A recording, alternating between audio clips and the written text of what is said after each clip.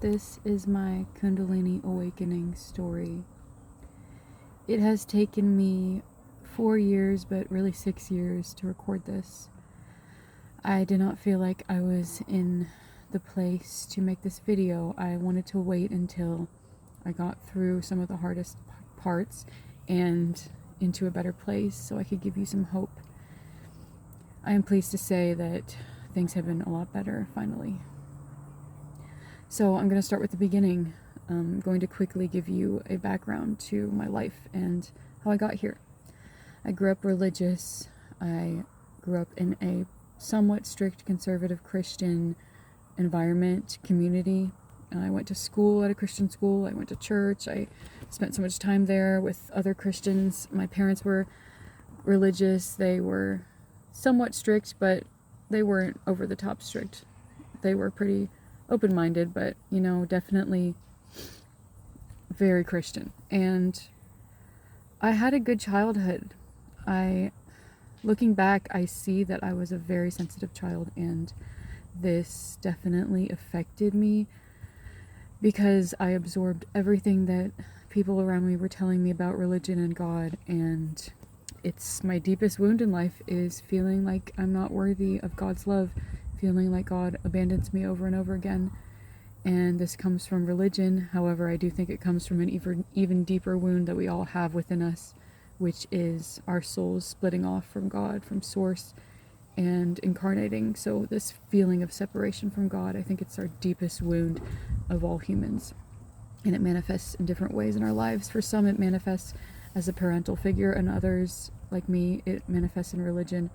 So looking back on my childhood, I had a really beautiful childhood. My parents loved me unconditionally, but I was so sensitive. So everything they told me in religion about me being a sinner, me never being good enough, me never being like Jesus, I took to heart very deeply. And it's pretty much the root cause of a lot of my suffering and a lot of my mental health problems throughout my life. But I don't blame my parents or the church. I think they're just doing the best they could, and they were just trying to help in their own way.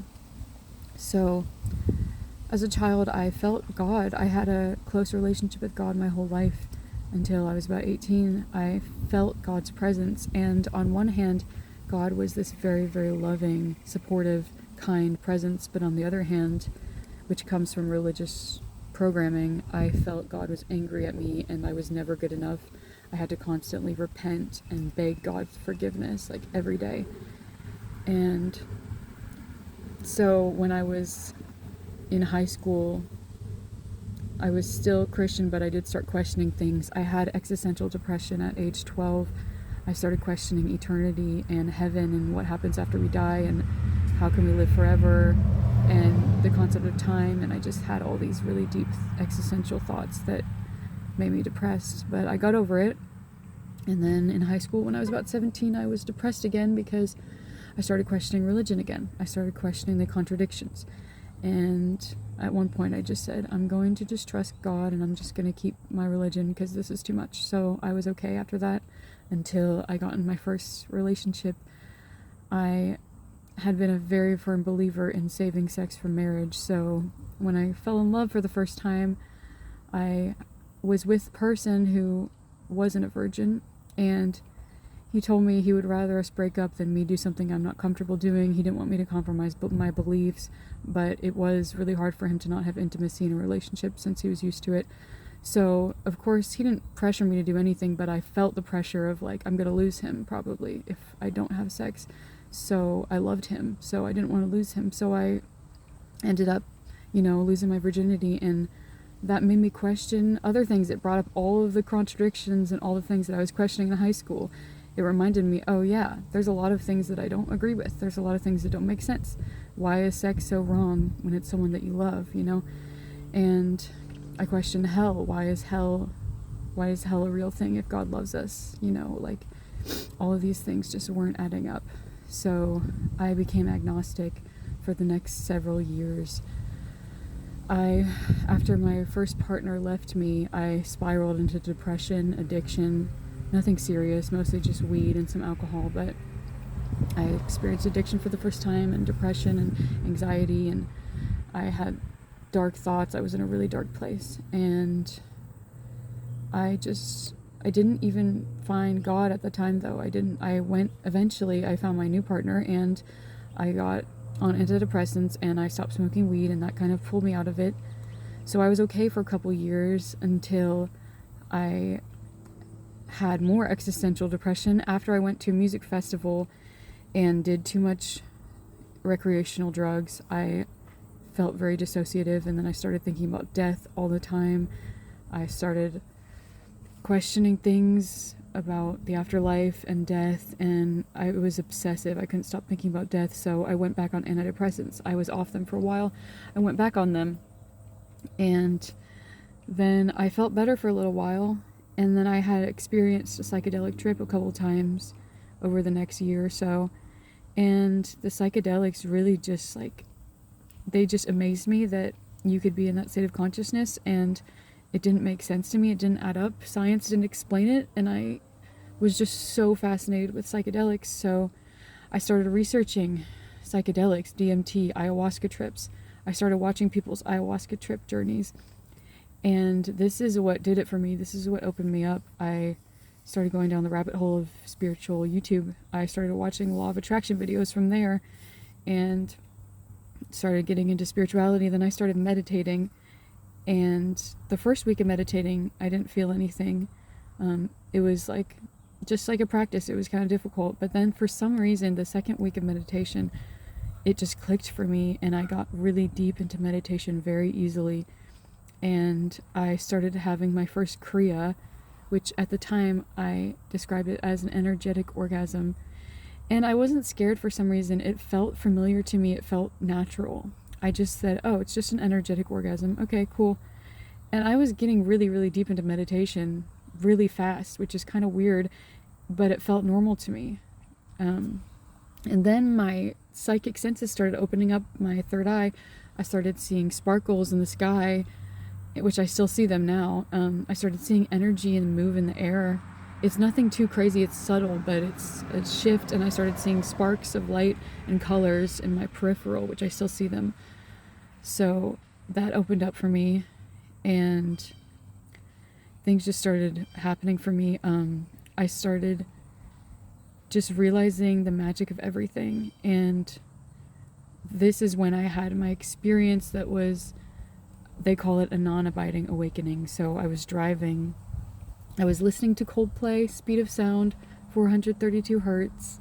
I was looking out at the window, looking at beautiful nature, and suddenly I had this Kriya. So my abdomen was contracting, my spine was moving. That's what Kriyas usually are for me, is like shaking and contractions and spine movement.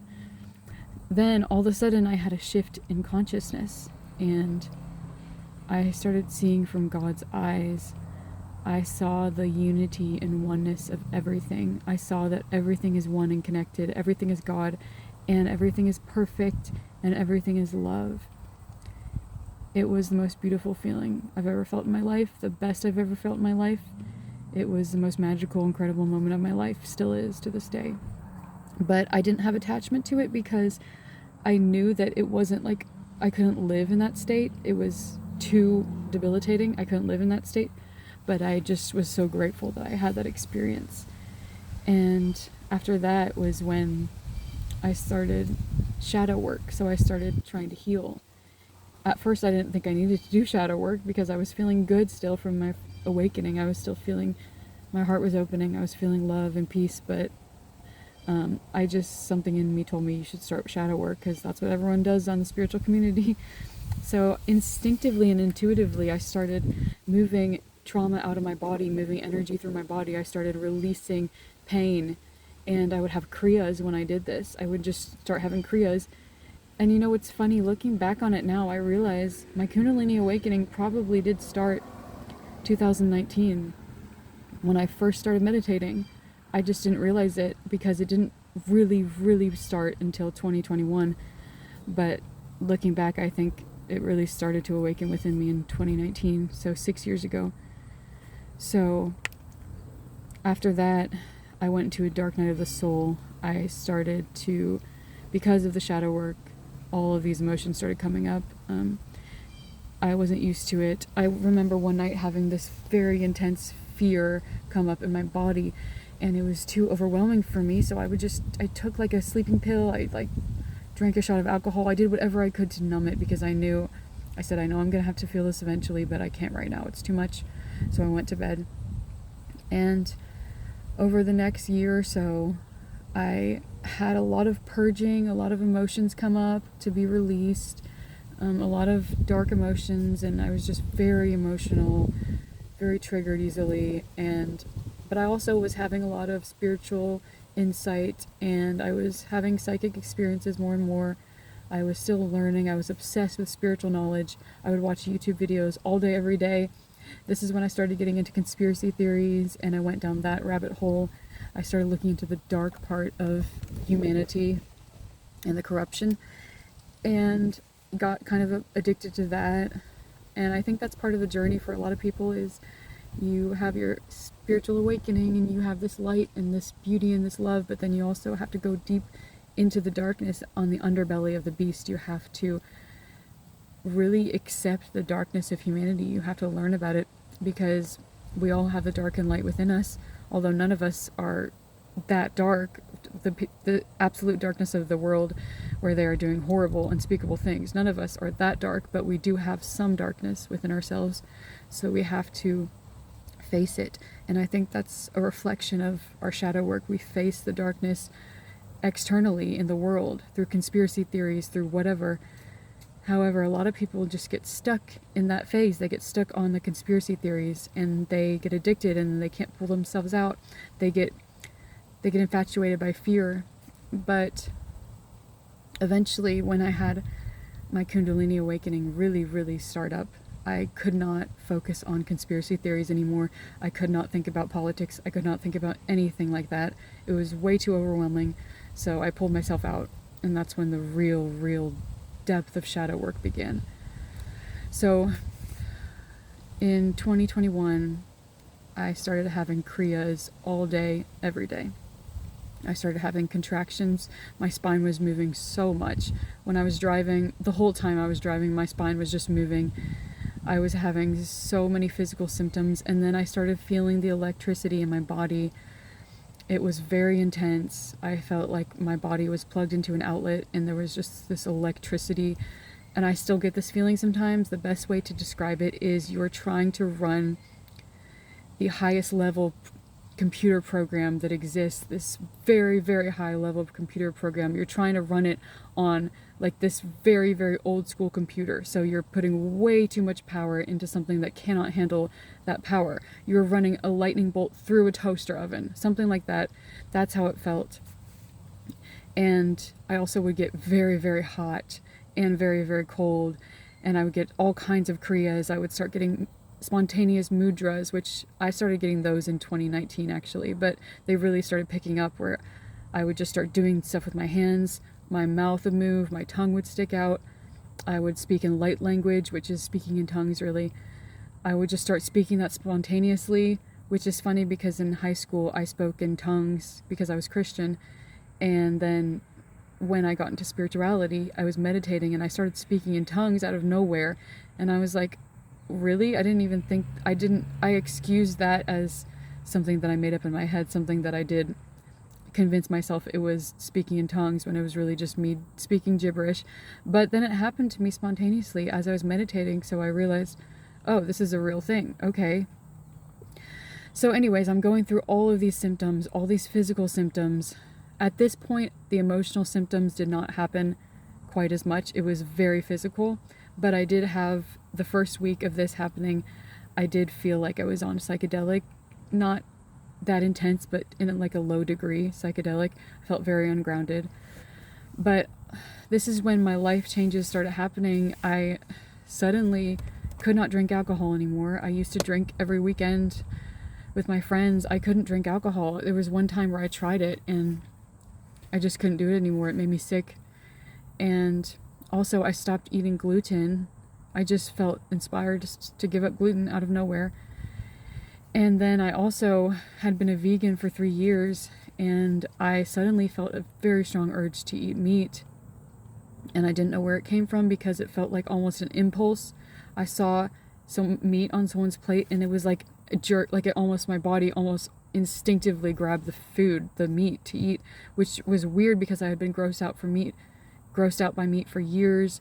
I didn't have any cravings at all, and just suddenly I felt like I needed it. And it took me a while of humbling myself and challenging my belief systems and realizing I was judging death as wrong and I was judging nature as bad. So I started eating a little bit of fish and then eventually a little bit of chicken, but I felt a lot of guilt. And honestly, to this day, I still feel guilty eating meat. Right now, I'm a vegetarian.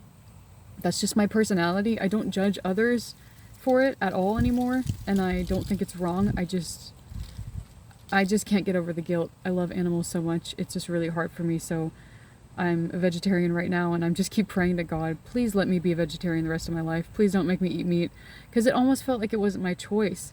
And even recently, I felt the urge to eat meat again, and it didn't feel like my choice. So a lot of times on this Kundalini awakening journey, people will be guided to do something different. So if they do eat a lot of meat, they might be guided to become vegan. If they had been vegan for years, they might be guided to eat meat. I think it's about balance, but also what your body needs at the moment. Meat has been very grounding, but also a little bit numbing to me. So that was a tangent I'm going on. I just want you to know that it's okay. Whatever you feel called to do, trust yourself and be easy on yourself. Okay, this journey is so difficult, and we're doing the best we can. Sometimes it doesn't even feel like a choice. It's like the energy's choice, you know? So I started looking into Kundalini, but also I had already known what Kundalini was because I got into spirituality and I watched videos about Kundalini in 2019, 2020. So I knew what it was. I always said, that's cool, but I would never want to go through that. That sounds way too intense for me. I'm good with just a regular spiritual awakening. I didn't even realize that I was beginning my Kundalini awakening. But once I started having Kriyas all day, every day, I knew exactly what was happening. I said, okay, this is it. I'm having a Kundalini awakening. There's nothing I can do about it. I was very blessed and fortunate to have that awareness because it did help a lot. I started joining Kundalini support groups. I started watching the podcasts and videos on YouTube about it, and I watched videos like this, Kundalini awakening stories. I watched them obsessively, and they did help a lot because I realized that they all had happy endings. So there's so many symptoms that I can go over. Basically any type of Kriya, I've had it. However, I did not have the classical rising event where the ball of energy starts at the bottom of your spine and then moves up to your crown. I didn't have that consciously, but I have felt the energy moving through my body for years now. Honestly, at any point in time, I could probably close my eyes and feel the energy. So it's there. And I just felt it going through different chakras, bringing up different things to be healed. There's so much to say about my journey. There's so much because this has been the past 4 years. 6 years really, but the past 4 years have been non-stop symptoms. So all kinds of symptoms. So I did experience bliss. Some people will get bliss. Within the first year, I experienced what I would describe as being on MDMA, but maybe not quite as intense. So I felt like euphoria in my body. I felt bliss in my body. I didn't feel the blissful state of mind like the love and the unity and the peace as much. I did have some peace though, but it was very intentional by God, by Kundalini, by Shakti, because I had this deep attachment to euphoria, to being high, to being on drugs. I had this deep attachment. I thought, why can't I be high all the time? Why can't I feel good all the time? Why can't I feel euphoric all the time? And this was a very good lesson for me because when this bliss came in my body, I, for some reason, did not feel attached to it. When it went away, it didn't bother me. And it's because I realized that euphoria, physical euphoria, is not everything. It is not fulfilling. Yes, it's nice, it's enjoyable, but it is not fulfilling in any way. It's very shallow and it's not love. Love is the most fulfilling thing of all. So it just showed me that, Rebecca, like, you can feel this love, you can feel this euphoria in your body, but it's not going to satisfy and fulfill your soul. So you can kind of let go of this attachment a little bit. So it did help with that. So I experienced the bliss for about a month straight, where I felt high every night. I felt really high, and it was very debilitating. I could barely function. For a huge portion of this journey, 3 years, probably over 3 years, I could barely work. So I would just do DoorDash, and I still do to this day, because it is really hard to keep a regular job when you have Kundalini, especially when you have extremely intense symptoms like I did. And I haven't even gotten to the worst part.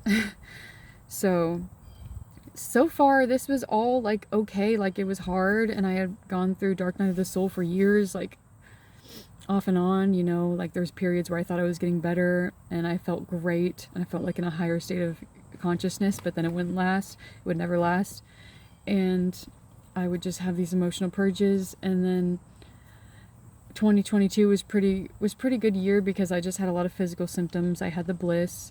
I had some emotional purges, but it was very mild. And then we get into the end of 2022, the beginning of 2023. That is when the hardest part of my awakening started. And 2023, that number is triggering to me because it was such a hard year. 2024 was really hard too. This year things have been a little bit easier, thank God. But so 2023, I started getting depressed because it was winter time. I felt like it would take forever to be spring. I missed nature. I missed the warmth of the sun. I just had a really bad seasonal depression that year. And then this is when the emotional purges started. I started crying, screaming, having meltdowns, having temper tantrums, having panic attacks, having fits of rage. And I was screaming so much. I was crying. I felt insane. I felt so crazy. It was so intense, and this would happen like every single day for at least a couple months. And then when the spring came, I also decided to get on these very, very mild anti-anxiety medicine. So that did help a little bit. And then spring came. So I felt better because I was in nature a lot. I had really, really appreciated nature. I had what I would say like my own Gaia awakening, my mother nature awakening at that point, where I felt a deep connection to nature. I felt love from Mother Gaia. Like, I felt like the energy inside of me, the Shakti, the Kundalini, I felt for some reason that it was almost the same as the energy in nature, that Mother Earth, like that is the same energy. And I still kind of feel that way, because I don't have an easy time connecting to a divine mother for some reason, but I have a really easy time connecting with Mother Nature. So that is my divine mother. So that translates into the Kundalini energy, which is feminine. So after I had a pretty good spring and summer, I was in another relationship for a few years, and it was not the healthiest, a little toxic in some ways, off and on again. So I had just come to a point where I just realized it was time to let that relationship go and move on. And it was not the healthiest relationship. It wasn't serving me anymore. So I let it go. And this is when the other part of my journey started. It's a little hard for me to talk about because people that I know will maybe see this video and they might know who I'm talking about, but I met my twin flame, and I didn't know at the time that that's what it was, and I really thought that term was really stupid. I didn't believe in it. I thought there's no way your soul can have two halves, which I still don't think. I still disagree with that definition, but it is the best term that we have, the only term that we have to describe these deeply, deeply charged, spiritually transformative relationships that often go with Kundalini awakening. Many, many people have their Kundalini awakening because of a twin flame activation. So if you're watching this, chances are maybe you had your Kundalini awakening because of your twin flame awakening. So I have to talk about it because it's so common, especially in this journey. Also, Kundalini awakening is becoming more and more common. It used to be like only monks on the mountains would get them, and I don't know, I do feel like I have a past life as a Hindu monk for some reason, but I don't know for sure, which could contribute to this lifetime of having this awakening. But I do feel like it's becoming more common because there is some kind of ascension happening on the planet, and I know that sounds really woo-woo, but it's pretty obvious when you look around. People are waking up and having awakenings, and more people are having Kundalini awakenings. And is Kundalini awakening the same as a spiritual awakening? It might be. Honestly, I don't know. It is such a mystery. Kundalini is such a mystery. Did I have my Kundalini awakening back in 2019? Has it always been awakened? Did I have it in 2021? You know, when did it really start? It's such a mystery. And yeah, I don't want to gatekeep Kundalini, because if you're going through any kind of spiritual awakening, chances are your Kundalini energy is rising within you. It is working within you. It is the creative life force. It is the Christ consciousness, which is my next part. My twin flame journey is very, very connected to my Christ consciousness, Christ awakening. So Kundalini led me back to Christ. I was Christian growing up. I felt a connection to God. I didn't feel as much a connection to Jesus for some reason. But once I had my Kundalini awakening, I had this deep, deep connection to Jesus. And I started feeling Jesus's love. And I started having the experience of Christ consciousness, which is this deep, deep love for humanity, for yourself, for others, and this deep desire to serve.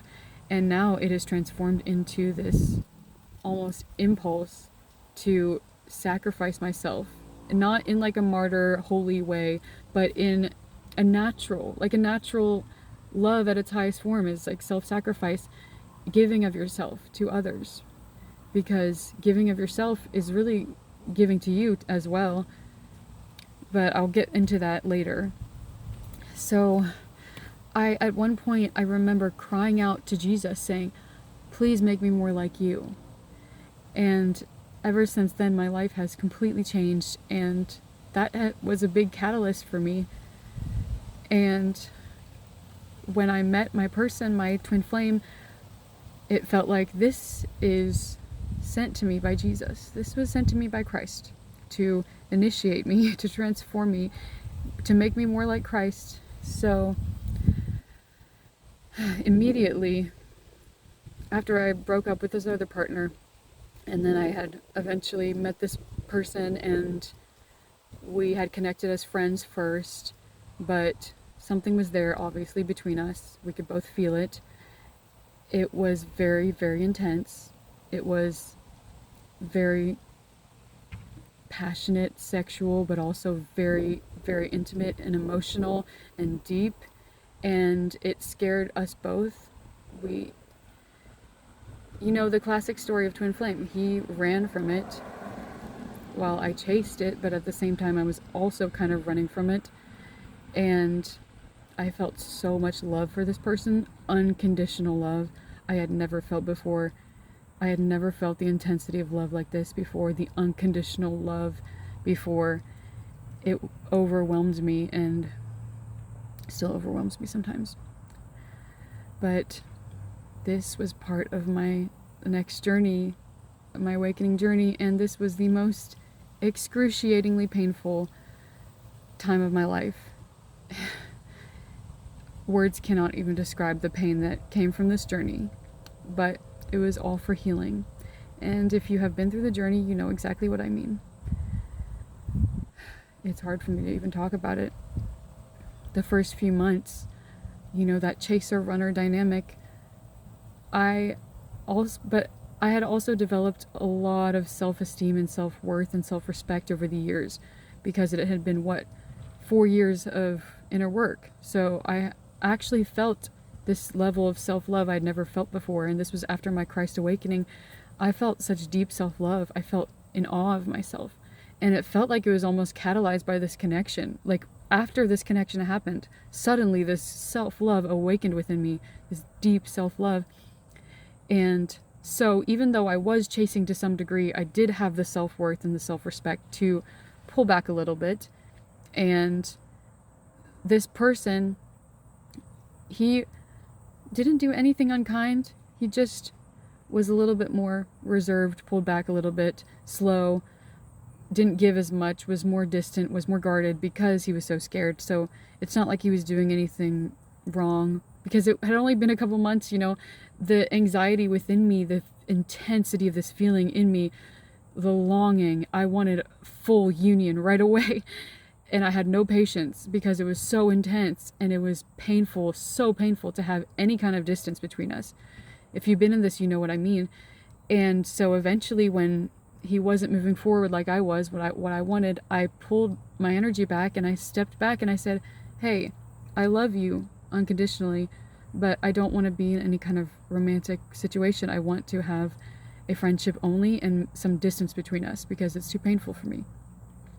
So of course, and I haven't gotten into the excruciating pain in the beginning, especially when this person wouldn't text me back for a couple hours, something that might not even be a big deal at all to anyone else.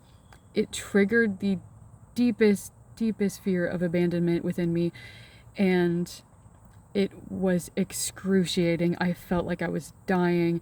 I felt like I was going through almost a psychedelic purge. It was so intense. I felt like I was grieving and mourning this person, even though I hadn't lost them. It was the smallest little things that would trigger me. They would say one thing that I misinterpreted, or they would give some distance between us, and it would just send me into the deepest, darkest place of my soul. And there were so many times where I would sit in my car, I would be screaming in agony, I would be sobbing, I would be kicking something in my car, I would be in so much pain that is almost unfathomable. If you've been in this journey, you know what I mean. The pain, when you feel that fear of abandonment that is the deepest wound within your soul, and that it is being brought up to the surface from this connection, it is being brought up, it is unbearable. And there was times where I just wanted to die. I would have dark thoughts sometimes. I never really wanted to kill myself. I knew better than that, but I just had a lot of dark thoughts and a lot of dark times. And this pain that was brought up, this fear of abandonment, this feeling of not being good enough, this feeling of separation from God, because when you experience this level of love and connection with another person, it's the closest you've ever felt to God's love, because it is so pure, it is so deep, it is so unconditional. You feel like you've loved this person for an eternity. And then when you feel like that's distant from you, it's a reflection of my childhood, chasing God, chasing God's love, feeling like God's abandoning me over and over and over again. Whenever I make any single mistake, God, I have to beg for forgiveness. This was being brought up to the surface over and over and over again by the smallest of things. This person wasn't being awful to me. They weren't being toxic. They weren't being unkind. They were just being distant. And I know some of you might say, well, that's not fair. That's wrong too. I mean, looking back on it now, I think obviously we both were not perfect, and maybe he could have been more sensitive, but I also was not forthcoming about what I was going through at all. I did not tell him. I did not want him to know that I was having these breakdowns. I told him I needed more communication sometimes, and he tried, but he didn't know what I was going through, so I don't blame him. And I also was so impatient. I needed, for my safety, to feel safe, I needed a full commitment. I needed full union right away to feel safe.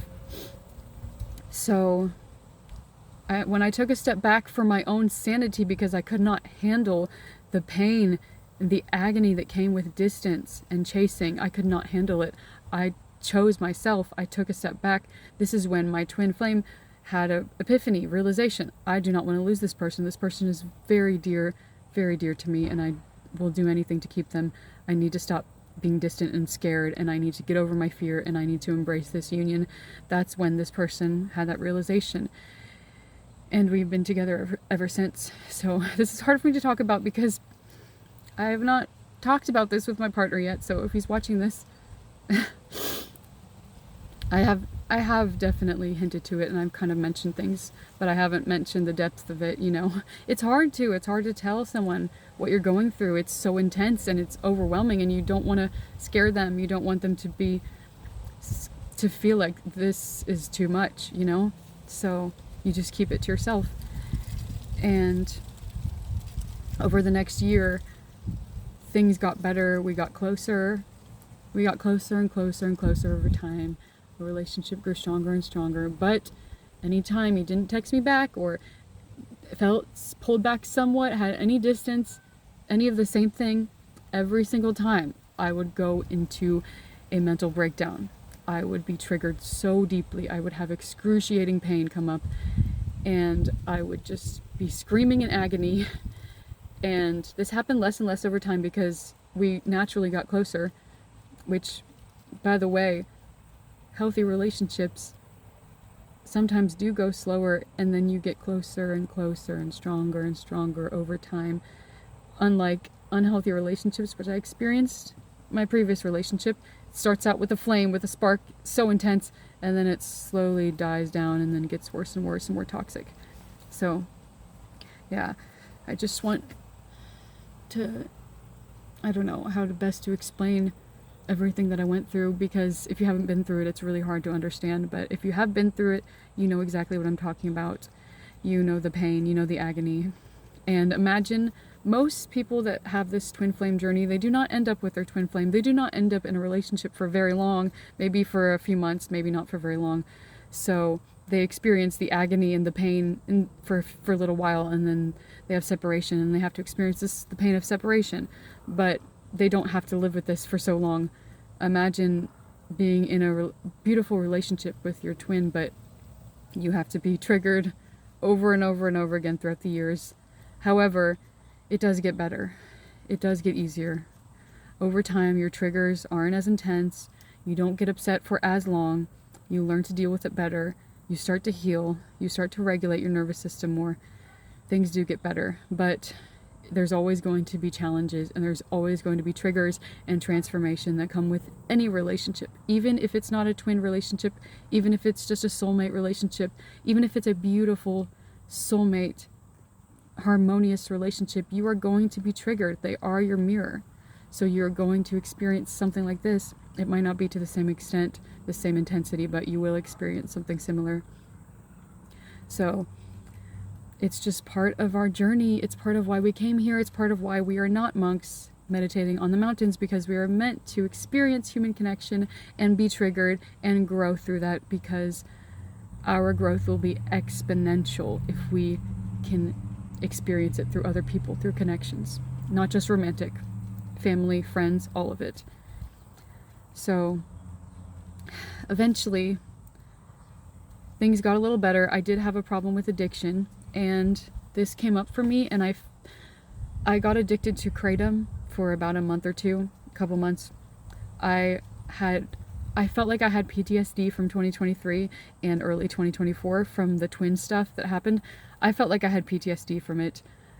The amount of emotional purges that I've had, the amount of pain that I've dealt with, the amount of emotions that I have felt, pain, fear, agony, is honestly, I cannot even put into words. It is probably more than multiple lifetimes in just a few years. And if you've been on the journey, you know what I mean. It is insanity. I honestly look back and cannot believe I survived. I cannot believe that I did not end up in a mental hospital, that I did not get addicted to heroin or something. Honestly, I cannot believe that I got through it, and I cannot believe that I turned out, that it made me better and turned me into this person who I'm so proud to be. And I couldn't have done it without Jesus, without Yeshua, without Kundalini. I couldn't have done it without God. I have to give God the credit, because God did this for me. And also I have to be proud of myself, because You should be proud of yourself too. Please be proud of yourself. This is not for the weak. This is probably the hardest thing a human can go through, besides maybe really, really bad abuse. This is one of the hardest things a human can go through. And if you have not been through it, you don't know. But I'm trying to paint the picture as best as I can. So over the next year, I had to go through addiction, but thank God it was mild. Thank God it was only kratom. It was only powder, the powder stuff you use. It wasn't the intense like extracts. So it was pretty easy to get off of. As soon as I realized I was physically addicted, I made the choice to get off of it and to detox and to take a long break. So I did. I took about 50 days off of it. I detoxed and it wasn't that bad, but I did have to go on antidepressants because my brain chemistry was, of course, negatively affected by that. So the antidepressants, this is where things changed for me and shifted for me, and I wish I could say it was some beautiful, powerful realization, aha moment, some beautiful transformative moment, but it wasn't. It was a culmination of all of the pain that I went through, getting through that and becoming stronger and learning from that, and basically transforming me. All of the inner work I had done, all of the dedication to myself and to my soul, all of the surrendering to God, all of the giving my life to God, I had gotten to at this point, brought me to this point where I felt my brain chemistry was unbalanced. I felt I wasn't getting better. I felt years and years of inner work, I was not getting better. I was not healing. Why am I not feeling better? And I was so stubborn for so long about medication. I said, I'm not going to get on medication. That's not natural. You know, I want to be natural. I don't want to numb myself. I want to heal and feel it all. But I got to this point where I realized, God, I need help. I need to get out of this hump. I know that I don't have to keep suffering forever. I know that I have done so much work on myself and I deserve peace. And I will just do whatever I can to get out of this. I will take whatever help I can. So I gave it to God. I said, God, put the right medication in my psychiatrist's mind. Give them the right medication for me that will not numb me, but will just help. Something that's a low dosage, just something that will help get me through it. And kind of, be that little help that I needed. So I did. I found the right medication. My psychiatrist knew exactly what I needed. I really think that was God. I got on 2 different antidepressants, very low dosage, one for energy and motivation and depression, and one for sleep and anxiety. And they have been life-changing. My life has completely changed. Once I got on that medication, I felt so much better right away. I felt like, okay, you know what? This is very humbling, because someone who has been dedicating my life to spirituality for years and have done so much work, at the end of the day, what got me out of it was something external, medication. And it was kind of a lesson for me, like, okay, we are not too holy and above using medication, using something outside of ourselves. We just have to know that that is not the answer. That is not what's going to fix you. It is just a little bit of help. You have to fix you. You have to heal. You have to do the work. And so it felt like once my brain chemistry kind of shifted and the cloud lifted from the fog lifted, and I felt more clear, I felt more energy, and my brain chemistry was just healthier because I had more dopamine and serotonin. So once you're in a better place, you can start to apply all of the changes and shifts you have made to your life. You can start to feel the transformation. You can start to feel the growth. And so now I still have emotional purges. I still have hard times sometimes, but the medication definitely helps me deal with it. It helps me not get lost in the pain, and it helps me pull myself back out more easily, helps me rationalize a little more. But also I realized that even before I got on my medication, I felt this strength rise up within me that I never had. I finally felt my solar plexus was unblocked, was cleared. I had a willpower, I had motivation, I had self-control. I got myself off of kratom. I did it by myself. I did it easily, and that was because of my willpower. I started working more. I started going to the gym more. I just found this willpower within me, And even though I felt depressed still because my brain chemistry was messed up, I felt this motivation. I felt like I'm going to be okay. I'm going to figure a way out of this. I'm going to figure out how to be okay and have peace, because it's time for me to have peace. So I chose to get medication, to get help. And I just want to remind you, there's no shame in getting medication if you need it, but also do not feel like you have to. It's not for everyone. Only you can know that. Only you can know what's right for you. So I happened to be fortunate enough to get on medication that did not numb me at all. So you have to find what's right for you and what will not numb you, because numbing isn't going to help really. Maybe a little bit of numbing is okay sometimes, but you still have to be able to feel and be yourself. So I wanted to talk about my consciousness and how I got to this point. And this is also why I think I got to a breakthrough, not just the medication, because before I got on my medication, I got to this beautiful place. And honestly, I don't know how I got to this place. I think about my state of mind and how did I get there? I am so in awe of myself for getting to that place. And I can't take credit, I have to give God credit, but I also have to give myself some credit, because we have to love ourselves and be proud of ourselves. I just want to remind you, you are a superhero. You are so powerful and so brave and so strong. And I want you to just be in awe of yourself more and more every day, because it is okay. I know you are humble. I know you are too hard on yourself. So you can use a little ego boost even. People that have a big ego, maybe they should be more humble, but I know if you're watching this, you probably are like me, and you probably are too hard on yourself. So it's time to give yourself a pat on the back. Be proud of yourself. Call yourself a superhero. You're a badass. You are a powerful soul. You are a powerhouse. So I got to this place where I was in a lot of pain still. I was in depression, anxiety. I felt really heavy still.